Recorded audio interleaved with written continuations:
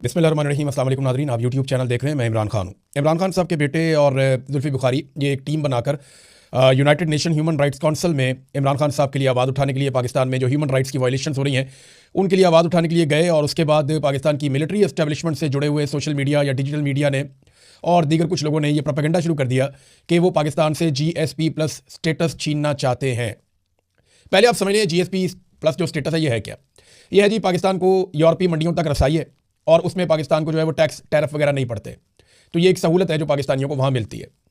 इस सहूलत के बदले में पाकिस्तान ने कुछ गारंटी दी थी, लगभग 27 गारंटीज़ जो पाकिस्तान ने दी हैं कि ये चीज़ें हम पाकिस्तान में नहीं करेंगे, यानी इलेक्शन साफ शफाफ करवाया करेंगे। बहुत सारी इंसानी हकूक़ के हवाले से चीज़ें होती हैं, ज़्यादातर अकलियतों के हवाले से होती हैं, पिसे हुए तबकात के हवाले से होती हैं, ख़वातीन के हवाले से होती हैं, कैदियों के भी हकूक़ होते हैं। बहुत सारी चीज़ें हैं जिन पर पाकिस्तान ने गारंटी दी हुई थी। अब ये दावा किया जा रहा है, चले मैं आपको खबर बता देता हूँ कि एक्चुअली वहाँ पर हुआ क्या। एक तो जो कासिम खान ने बाद में ट्वीट किया और ट्वीट करके बताया, आज मुझे अक़वाम मुत्तहिदा की ह्यूमन राइट्स काउंसिल के 47 रुकन ममालिक से मुखातिब होने का एजाज़ हासिल हुआ, जहां मैंने अपने वालिद इमरान खान और पाकिस्तान के तमाम सियासी कैदियों की फौरी रिहाई की अपील की। इसके साथ साथ मैं एक बात बिल्कुल वाज़ेह कर देना चाहता हूं, अपने वालिद की तरह मैं भी GSP+ स्टेटस बरकरार रखने की भरपूर हमायत करता हूं। सारा प्रोपेगेंडा ही वार दिया उसने, क्योंकि पाकिस्तान के अवाम को उनके हुक्मरानों के फैसलों की सज़ा नहीं मिलनी चाहिए, लेकिन इसके साथ साथ पाकिस्तानी हुकूमत को उन 27 आलमी मुआहिदों की मुकम्मल पासदारी करनी चाहिए जिनका उसने वादा किया था, जिनमें शहरी और सियासी हकूक़ और तशद्दुद के खिलाफ आलमी कन्वेंशन भी शामिल हैं। ये है जी क्लैरिटी। वो ये नहीं कह रहे कि GSP+ स्टेटस पाकिस्तान से ले लो, बल्कि वो ये कह रहे हैं कि GSP+ स्टेटस जो पाकिस्तान को दिया गया है उसके बदले में पाकिस्तान ने कुछ गारंटीज दी थी कि वो ये काम नहीं करेगा। तो पाकिस्तान वो काम कर रहा है, पाकिस्तान को वो काम करने से रोका जाए। जो वीडियो लगाई गई है कासिम खान की, उसमें उसने कहीं भी ये बात नहीं की, बल्कि जुल्फ़ी बुखारी से बात हुई, वो तो ये कह रहे थे कि GSP+ स्टेटस रहेगा तो हम पाकिस्तान के ऊपर दबाव डालेंगे ना कि इंसानी हकूक़ की पामालियां ना करे। जब ये स्टेटस नहीं होगा तो फिर दबाव कैसे डाला जाएगा कि इंसानी हकूक़ की पामालियां ना करे। अब कासिम खान ने वहां क्या कहा, मेरे वालिद इमरान खान तकरीबन 1000 दिनों से कैद में है। वो एक ऐसे निज़ाम का बुनियादी निशाना है जो इख्तलाफ राय को सियासी इख्तलाफ नहीं बल्कि एक संगीन जुर्म समझता है, जिसे कुचल देना चाहिए। मैंने अपने वालिद को 3 साल से ज़्यादा अरसे से नहीं देखा। उन्हें तन्हाई की कैद में रखा गया है, एक ऐसी चक्की में जो सजाए मौत के कैदियों के लिए बनाई गई है। अक़वाम मुत्तहिदा के माहिरीन ने खबरदार किया है कि ये गैर इंसानी हालात तशद्दुद के ज़ुमरे में आते हैं। ये महज गफलत नहीं बल्कि एक सोचा समझा जुल्म है जिसका मकसद एक इंसान की इज्जत नफ्स को छीन लेना है। ये इमरान खान के बेटे ने कहा। कासिम खान ने कहा, मैं और मेरा भाई सियासी लोग नहीं हैं, हम कभी भी इस तरह के इदारों के सामने नहीं आना चाहते थे, लेकिन मेरे वालिद की ज़िंदगी का तकाजा है कि अब हम कदम उठाएं। हम इस वक्त खामोश तमाशाई बनकर नहीं रह सकते जब हमारे वालिद की सेहत बिगड़ रही है और उन्हें हमसे दूर रखा गया है। ये जनाब कासिम खान ने बातचीत की है। फिर एक और कासिम खान ने बात की थी इससे पहले, उसने कहा जी लोग कहते हैं कि क्या आपको अच्छा नहीं लगेगा कि इमरान खान डील करके इंग्लैंड आ जाए। मैं जानता हूं कि वो दीगर सियासी कैदियों को जेल में छोड़कर आए तो अपनी नज़रों में खड़े नहीं हो पाएंगे, अब वो इस तरह जी नहीं सकेंगे। इससे पहले उन्होंने कहा था कि हमारा वालिद टूटेगा नहीं, हार नहीं मानेगा। तो इमरान खान के बेटे भी जानते हैं कि उनका वालिद क्या है, ये है हकीकत। तो बिला वजह का प्रोपेगेंडा इधर की उठा उधर ख्वाजा आसिफ जैसे लोग वो लग जाते हैं कि जनाब ये कर दिया वो कर दिया। भाई एक तो ये पढ़े लिखे नहीं है ना, वो अंग्रेजी के अंदर उसने तकरीर की है, उसको निकाल के उसको ट्रांसलेट कर दें। कहाँ पे वो कह रहा है कि जनाब GSP+ स्टेटस को पाकिस्तान के लिए खत्म कर दो, कहाँ कह रहा है वो कह रहा है जी मैं तो इसका हामी हूं जैसे मेरा वालिद हामी है। लेकिन मैं ये कहता हूं कि पाकिस्तान ने जो इंटरनेशनल गारंटियां दी हैं कि जुल्म और जबर नहीं करेगा, वो गारंटियां तो पूरी करे ना, पाकिस्तान से आती है और जुल्म तो बंद करे पाकिस्तान में। और ये तो एक हर इंसान को कहना चाहिए, हर सहाफ़ी को कहना चाहिए, हर सियासतदान को कहना चाहिए। बहरहाल आलिया हमजा साहब को भी लाहौर से गिरफ्तार कर दिया गया। जुल्म के ऊपर जुल्म हो रहा है। आलिया हमजा आप सब जानते हैं कि बड़ी शानदार पॉलिटिकल वर्कर है, बड़ा साफ शफाफ उनका करियर है। कोई शरीफ खानदान की तरह उन्होंने लुटमार नहीं की हुई, कोई मरियम नवाज की तरह वो झूठ नहीं बोलती, कोई उन्होंने 2 नंबरी करके सियासत के अंदर नहीं आई, कोई मौरूसी सियासत में कोई बाप की तरफ से कोई माँ की तरफ से उनको सियासत नहीं मिली, कोई नाने दादे की तरफ से नहीं मिली। उन्होंने ग्राउंड पे मेहनत करके दिन रात एक करके बड़ी कोशिशें करके लोगों के काम आकर और एक पॉलिटिकल वर्कर की तरह उन्होंने अपनी जगह बनाई और पाकिस्तान तहरीक इंसाफ पंजाब में उन्होंने एक मुकाम हासिल किया। MNA भी रही हैं। तो अब उन्हें गिरफ्तार कर लिया गया। मामला क्या, वही जाली मुकदमा 9 मई फॉल्स फ्लैग ऑपरेशन जिसको पाकिस्तान तहरीक इंसाफ कहती है। कोई सबूत आज तक इमरान खान साहब के बकौल वो ला ही नहीं सके इस नौयत का जिसके ऊपर कोई माफी मांगे या जिसके ऊपर साबित किया जा सके। वो जजेस भी बेचारे परेशान होते हैं कि हम कैसे सजा दें, लेकिन उनके ऊपर दबाव इतना होता है, बेचारों को सजा देनी पड़ जाती है। अब 10 साल सजा है, उन्हें भी गिरफ्तार कर लिया गया। ये है जी पाकिस्तान का जो कड़दम तंजीमों के ऐसे लोग जो 4th शेड्यूल में रहे हैं, जिन्होंने जुल्म और जबर के अंदर उनके रिकॉर्ड है, उनको बिठा के एस्टेब्लिशमेंट प्रेस कॉन्फ्रेंस करवा रही है।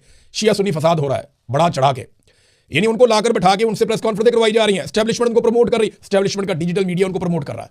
और दूसरी तरफ एक पॉलिटिकल खातून, एक मेहनती पॉलिटिकल खातून जो अवामी सियासत करती है, जो असासा होते हैं किसी भी मुल्क का, उनको पकड़ के 10 साल जेल में डाल दो। ये है पाकिस्तान का मुस्तकबिल और ये पाकिस्तान के साथ खिलवाड़ पाकिस्तान की मिलिट्री एस्टेब्लिशमेंट कर रही है। नाज़रीन, अब आ जाए जरा आलमी खबरों की तरफ। अमरीकी सफीर शहबाज शरीफ, डोनाल्ड ट्रंप का नुमाइंदा शहबाज शरीफ, सैल्यूट मारने वाला शहबाज शरीफ, डोनाल्ड ट्रंप को दुनिया का मसीहा कहने वाला शहबाज शरीफ। शहबाज शरीफ ने हिम्मत की और ईरान को तौहीन आमेज़ 15 शराइत पहुंचा दी जो अमेरिका चाह रहा था कि पहुंचाई जाए। ईरान ने साथ ही इनकार कर दिया और ईरान के साथ जो इन्होंने इनकार किया, इनकार के साथ उन्हें 5 शराइत इनके हाथ में थमा दी कि जनाब हमें मंजूर नहीं है, हमारी ये 5 शराइत हम आपको दे रहे हैं, ये अमेरिका तक पहुंचा दें। ये ईरान ने किया। देखिए, ईरान बार बार एक बात कहता है, वो कहता है जी हम ट्रस्ट नहीं कर सकते, हम डोनाल्ड ट्रंप पे एतबार नहीं कर सकते। 9 महीनों में हमारे ऊपर 2 हमले किए गए और 2 मरतबा हम पे जंग मुसल्लत की गई है और उस वक्त हमले किए गए जब हम मुज़ाकरात कर रहे थे और बातचीत किसी मंतकी अंजाम की तरफ जा रही थी तो एकदम हमारे ऊपर अटैक कर दिया जाता है। तो 2 मरतबा धोखा हुआ, हम बार बार धोखा खाना नहीं चाहते। अब जो ईरान ने शराइत भिजवाई हैं, एक तो ईरान ने कहा जी कि जंगबंदी जो है वो ईरान की ख्वाहिश के मुताबिक होगी और जंगबंदी की कोई फौरी इम्कान भी उन्होंने कहा नहीं है और जंग का खात्मा तब तक मुमकिन नहीं है जब तक ईरान की शराइत जो है वो कबूल नहीं होती और हम अपनी कार्रवाइयाँ जारी रखेंगे। अब 5 शराइत ज़रा आप सुन लें जो उन्होंने की हैं। नंबर 1, ईरान पर हमले और टारगेटेड किलिंग जो फौरी तौर पे बंद की जाए, यानी जो लीडर्स को कत्ल कर दिया जाता है, साइंसदानों को कत्ल कर दिया जाता है, आम लोगों को कत्ल कर दिया जाता है और जो हमले किए जाते हैं फौरी तौर पे बंद किए जाएं, पहला मुतालबा। दूसरा, मुस्तकबिल में किसी भी हमले और जारहियत के ना होने की ठोस जमानत दी जाए कि आइंदा कोई हमला नहीं होगा। नंबर 3, जंग से ईरान में होने वाले नुकसानात का अजाला बसूरत मुआवजा किया जाए, निकालो हमारे नुकसान के पैसे। ये मैं आपको पहले भी बता चुका हूँ, ये उनका एक मुतालबा है। नंबर 4, मशरिक़ वस्ता में ईरान के इत्तेहादी या हमायत याफ्ता ग्रोहों के खिलाफ फौजी कार्रवाइयों को भी बंद किया जाए, यानी हिजबुल्लाह के खिलाफ जो किया जाता है, हमास के खिलाफ जो किया जाता है, उनके साथ जो लड़ाई हो रही है वो कार्रवाइयाँ भी बंद करवाई जाएँ। नंबर 5, आबनाए हुर्मुज़ पर ईरान के इख्तियार को तस्लीम किया जाए। यानी अब इसके हवाले से तो ईरानी फौजी तर्जमान भी कह रहे हैं, बाकी लोग भी कह रहे हैं कि यह पहले जैसी नहीं रहेगी आबनाए हुर्मुज़, ये अब तब्दील हो जाएगी जंग के बाद। जंग खत्म होगी तो इसका कोई और मामला होगा। ईरान को इस बात की समझ आ गई है कि इस जगह को कंट्रोल करके ईरान रोजाना बहुत पैसे बना सकता है। वो कह रहे हैं हम सालाना इससे $100 अरब बना सकते हैं। इतना पैसा कैसे कमा सकते हैं? कुछ दावे ये किए जा रहे हैं कि $2 मिलियन तक ईरान वसूल कर सकता है यहां से गुजरने वाले जहाज़ों से। अलग अलग रकम रखेगा और यहां से ईरान पैसे वसूल करेगा और जो ममालिक अपना फ्यूल यहां से भेजेंगे ईरान उनसे पैसे लेगा। ईरान ने इस किस्म का इंडिया दिया है। अब ये शराइत तो अमेरिका के लिए बड़ी तौहीन-आमेज़ है, बड़ी मुसीबत बन जाएगी उनके लिए। देखिए ना, अमेरिकन सेनेटर्स क्या कह रहे हैं, उनके पार्लियामेंटेरियंस क्या कह रहे हैं। मैं सुन रहा था उनके खिताब, वो कह रहे हैं जी हमने अपने आप को एक अजीबोगरीब मुसीबत में डाल लिया। आबनाए हुर्मुज़ जंग से पहले खुली थी और बेहतरीन काम चल रहा था, हमने जंग की, जंग के अंदर हासिल भी कुछ नहीं किया और आबनाए हुर्मुज़ बंद करवा ली। अब उसको खुला रखने के लिए हमें रोजाना $2 अरब कम से कम चाहिए और ये $2 अरब कोई छोटी रकम तो नहीं है। पूरी दुनिया के अंदर महंगाई बहुत बढ़ती चली जा रही है, अमेरिका में कीमतें बहुत ऊपर जा रही हैं। ये मसला हमने खुद अपनी बेवकूफ़ी से पैदा किया है, ये जनाब अब अमेरिकन कह रहे हैं। डोनाल्ड ट्रंप को हर हाल में इस लड़ाई से बाहर निकलना है और बाहर निकलने के लिए बहुत सारे इस किस्म के शवाहिद सामने आ रहे हैं, बहुत सारे लोग ये बात कर रहे हैं और इसराइल के अंदर ये खबर भी छपी है कि इसराइल को इस बात का शुबा हो गया है कि हफ्ते वाले दिन कहीं अमेरिका इस लड़ाई से निकल ही ना जाए। जुमे तक की डेडलाइन में कोई ना कोई अगर कार्रवाई हो गई और हफ्ते को डोनाल्ड ट्रंप ने अनाउंस कर दिया कि अमेरिका अब इस लड़ाई को खत्म कर रहा है, तो इसराइल के लिए बड़ी मुसीबत बन जाएगी, क्योंकि ईरान ताकत के साथ इस लड़ाई को अगर खत्म करेगा तो फिर काबू नहीं आएगा। और ईरान ने वो जो मिसाइल प्रोग्राम खत्म करने वाली शर्त है वो तो मानने से बिल्कुल इनकार कर दिया है। हाँ, बैकडोर चैनल पे कुछ ना कुछ राब्ते हो रहे हैं, लेकिन जो पाकिस्तान के अंदर ईरानी सफ़ीर हैं उन्होंने ये कहा कि अमेरिका और ईरान के बीच में बिलवास्ता या बिलावास्ता कोई बातचीत नहीं हो रही।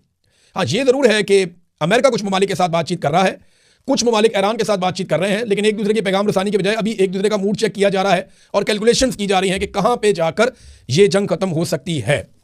मुज़ाकरात कहाँ होंगे? पाकिस्तान में होंगे, तुर्की में होंगे? अभी इस सवाल से कुछ भी तय नहीं हुआ। बल्कि एक और बड़ी इंटरेस्टिंग चीज़ है, जो अमरीकी तर्जुमान है व्हाइट हाउस की, उन्होंने एक स्टेटमेंट जारी किया है कि पाकिस्तान में अमरीका और ईरान मुज़ाकरात पर जो क्या सराहियाँ हो रही हैं उनको सरकारी मौक़िफ़ ना समझा जाए। एक तरफ डोनाल्ड ट्रंप शहबाज शरीफ का ट्वीट उठाकर उसको पोस्ट कर देते हैं और दूसरी तरफ व्हाइट हाउस उससे अपने आप को अलग कर देता है। ये बड़ी अजीब सूरत हाल है। यानी व्हाइट हाउस के अंदर क्लैरिटी नहीं है कि इस तरफ जाना है या इस तरफ जाना है। ट्रंप जो है वो उसको अप्रिशिएट कर रहा है, उसको पोस्ट कर रहा है शहबाज शरीफ के स्टेटमेंट को। व्हाइट हाउस कह रहा है जी अभी इसको आप सरकारी मौक़िफ़ ना समझें। तो जो ट्रंप कर रहा है क्या वो भी सरकारी मौक़िफ़ नहीं है? तो ये एक अजीबोगरीब सूरत हाल बन गई है। अमेरिका में काफ़ी कन्फ्यूजन है इस सारे मामले को लेकर और इस बीच में अभी भी लड़ाई चल रही है। ईरान ने 81वां हमला किया है। ये लहर जो मिसाइलों की गई है इसराइल पे, ये 81वीं लहर है। यानी इतने हमले ईरान अब तक कर चुका है, बेशुमार उन्होंने हमले कर दिए हैं ड्रोन्स के, मिसाइलों के।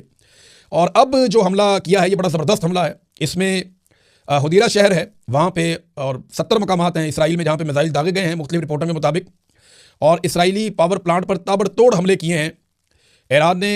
ये औरोत राबन पावर प्लांट है और जहाँ से ये धुएं उठते हुए, आग के शोले उठते हुए दिखाई भी दे रहे हैं।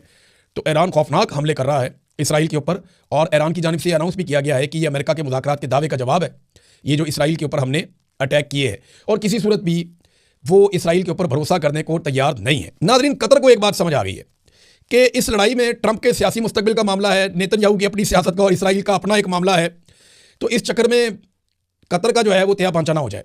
उन्हें समझ आ गई है कि इस लड़ाई में वो end of the day loser होंगे। ईरान के साथ कुछ भी होगा वो जाते जाते खलीजी ममालिक को तबाह कर देगा और इसराइल का बहुत बुरा हाल कर देगा।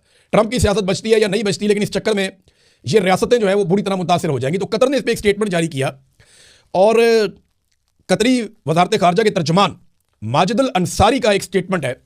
वो ये कहते हैं ईरान यहां हजारों साल से मौजूद है, कोई कहीं नहीं जा रहा, मुकम्मल खात्मा कोई ऑप्शन नहीं है। किसी भी सियासी खिलाड़ी की ख्वाहिश या जिद पर कोई कौम या मुल्क सफाए हस्ती से नहीं मिट सकता। अब समझ गए आप बात? किसी भी सियासी खिलाड़ी की ख्वाहिश या जिद पर, यानी ये एक सियासतदान ट्रंप है और एक नेतन्याहू है, कोई मुल्क सफाए हस्ती से नहीं मिट सकता। हमें एक दूसरे के साथ ही रहना है, इंसानियत के मुस्तकबिल के लिए हम एक दूसरे के पड़ोसी रहेंगे और हमें साथ रहने के रास्ते तलाश करने होंगे। हमें इस मुश्किल सूरत हाल से निकलना होगा। ये एक कठिन वक्त ज़रूर है मगर हम इसका हल निकालेंगे। तो कतर को कम से कम इस बात की समझ आई कि ये मुसीबत पड़ जाएगा और किसी का नुकसान हो या ना हो, बहरीन का, कतर का, यूएई का बहुत नुकसान हो जाएगा। बल्कि अमेरिका के अंदर से कुछ खबरें आ रही हैं और ये अमेरिकी सहाफ़ी दे रहे हैं, CNN के चीफ नेशनल सिक्योरिटी एनालिस्ट हैं, उनका एक स्टेटमेंट है। उन्होंने कहा जी अमेरिका ईरान पर ज़मीनी हमले की तैयारी मुकम्मल कर चुका है और एक मनसूबा है बड़ा हमला करने का। ये खारक के ऊपर कब्जा करेंगे। ये वो जजीरा है जहाँ से ईरान अपना 90% तेल एक्सपोर्ट करता है। और साथ ये भी कहा गया कि मुज़ाकरात एक धोखा है और ये एक अमेरिकी चाल है। ये कब्जा दबाव के लिए और बार्गेनिंग के लिए इस्तेमाल हो सकता है। यानी अब ये अगर कब्जा करने जाता है तो क्या इतने आराम से ईरान कब्जा करने देगा? अच्छा, इसके ऊपर ना एक ईरानी जवाब भी है। ईरान का जो जवाब है वो मोहसिन रज़ाई ने जवाब दिया है, जो सीनियर मिलिट्री एडवाइज़र है सुप्रीम लीडर का, मुश्तबा खामनाई का। उसने कहा जी कि वो अपनी फ़िज़ाई ताकत अच्छी तरह आजमा चुके हैं, जो उनकी मेन ताकत है, और वो अभी तक कोई नताइज हासिल नहीं कर सके। तो ज़मीन की तरफ से आके ऑपरेशन करके वो क्या हासिल करना चाहते हैं? क्या अमेरिकी फ़ौजी इसराइल के लिए जानें कुर्बान करने को तैयार हैं? देखते हैं, देख लेते हैं। तो ये ईरान की तरफ से इसका रद्द-ए-अमल है। नाज़रीन, ट्रंप ने, मैंने पिछले व्लॉग में आपको बताया था, एक तोहफे का दावा किया था कि ईरान की जानिब से एक तोहफा मिला। वो खबर खुल गई है, क्या तोहफा मिला? डोनाल्ड ट्रंप ने कहा था कि ईरान ने हमें कोई तोहफा दे दिया, कोई बहुत बड़ा तोहफा है, और वो जनाब ऑयल एंड गैस के हवाले से है। और हमें लगा कि हम बड़े अच्छे लोगों से बात करें। मुझे लगता है डोनाल्ड ट्रंप को भी ना कोई बेवकूफ़ बना रहा है। इस रीजन के ही कोई ममालिक कर रहे हैं या कोई भी कर रहा है, डोनाल्ड ट्रंप को बेवकूफ़ बनाया जा रहा है। ईरान ने आबना हुर्मुज़ से बहरी जहाज़ों को गुजरने की इजाज़त दे दी थी। उसने कहा था ये सबके लिए खुला है, और बहुत से ममालिक ईरान की शराइत के ऊपर ईरान से बातचीत करते हुए आबना हुर्मुज़ से अपने तेल के टैंकर निकाल भी रहे थे। बहुत बड़ी तादाद में तो नहीं, लेकिन थोड़े बहुत। अब वो डोनाल्ड ट्रंप के खाते में डाल दिया उठा के किसी ने, या पता नहीं डोनाल्ड ट्रंप से झूठ बोला गया या डोनाल्ड ट्रंप ने आगे को भड़क मार दी। डोनाल्ड ट्रंप ने कहा जनाब कि ये तो ऑयल और गैस का हमें तोहफा मिल गया ईरान की तरफ से। हालांकि ईरान ने खुद ये कहा है कि जो ममालिक जंग में फरीक नहीं है उनके जहाज आबना हुर्मुज़ से गुजरने देंगे, और उन्होंने कुछ जहाज़ों को गुजरने भी दिया। इन्होंने स्पेन को उन्होंने इजाज़त दी, कुछ और मुल्कों को इजाज़त दी, उन्होंने बांग्लादेश को इजाज़त दी, उन्होंने इंडिया को इजाज़त दी, उन्होंने पाकिस्तान को इजाज़त दी, उन्होंने चाइना को इजाज़त दी, श्रीलंका को भी इजाज़त दी, और रशिया भी जब चाहे इसको इस्तेमाल कर सकता है। तो अच्छा, एक और खबर भी आई है, रशिया से एक बहुत बड़ी खेप तैयार होकर ईरान की जानिब पहुंच रही है, जिसमें ऐसा साजो सामान है जिससे अमेरिका को और इसराइल को प्रॉब्लम हो जाएगा और खित्ते के दीगर ममालिक को भी प्रॉब्लम हो जाएगा। तो ईरान की एक बड़ी मदद रशिया करने वाला है जल्द ही। और इसी सिलसिले में एक बंदरगाह जो कैस्पियन सी के ऊपर है ईरान की, उसके ऊपर इसराइल ने अटैक भी किया है, लेकिन उस अटैक से कोई फायदा नहीं हुआ। एक और आपको बड़ी अजीब चीज बताता हूं। अमेरिकी व्हाइट हाउस की तर्जमान ने ईरान को एक धमकी लगाई, और ये बहुत ही अजीबोगरीब धमकी। इससे मुझे एक पुराना वाकया याद आ गया बचपन का। धमकी ये लगाई कि ईरान शिकस्त तस्लीम कर ले वरना और सख्त हमले करेंगे, शिकस्त तस्लीम कर ले। मैं छोटा सा था, एक दिन मैं देख रहा था हमारे इलाके में एक लड़का आता है मोटरसाइकिल पे। वो वहाँ मोहल्ले में लड़के खड़े हुए थे, उनसे पूछता है किसी का एड्रेस, और उनकी आपस में लड़ाई हो जाती है। वो लड़का उन लड़कों को मारना शुरू कर देता है अकेला। थोड़ी देर के बाद मैं देख रहा हूँ कि पूरा मोहल्ला उस लड़के से लड़ रहा था और वो अकेला सबको मार रहा था। फिर वो मोटरसाइकिल पे खड़ा होकर मार रहा था, फिर मोटरसाइकिल से उतरा नीचे, उसने बहुत मारा उसने सबको। मुझे जहां तक याद पड़ता है 8-9 लड़कों को उसने अकेले ने फेंटी लगाई उस लड़के ने। मैं छोटा था, खड़ा होकर तमाशा देख रहा था, कमाल फेंटी लगा रहा था वो बंदा। तो वहां मोहल्ले की 1-2 औरतें आई, तो उन औरतों ने उस लड़के को कहा कि पुत्र तू ही हार मान ले, पुत्र तू ही पीछा हट जा। तो वो वाकया मुझे याद आ गया, और बाद में हमें पता चला था वो लड़का बॉक्सर था, बड़ा ट्रेंड किस्म का, और वो कोई पाकिस्तान की नुमाइंदगी भी करने जा रहा था पाकिस्तान से बाहर किसी मुल्क में, और पूरी तरह उन दिनों अपनी ट्रेनिंग में था। तो उसने अच्छी खासी फेंटी लगाई, जिसको कसौन पड़ता था ना वो फिर सामने से नहीं आता था, पीछे से घूम के आता था।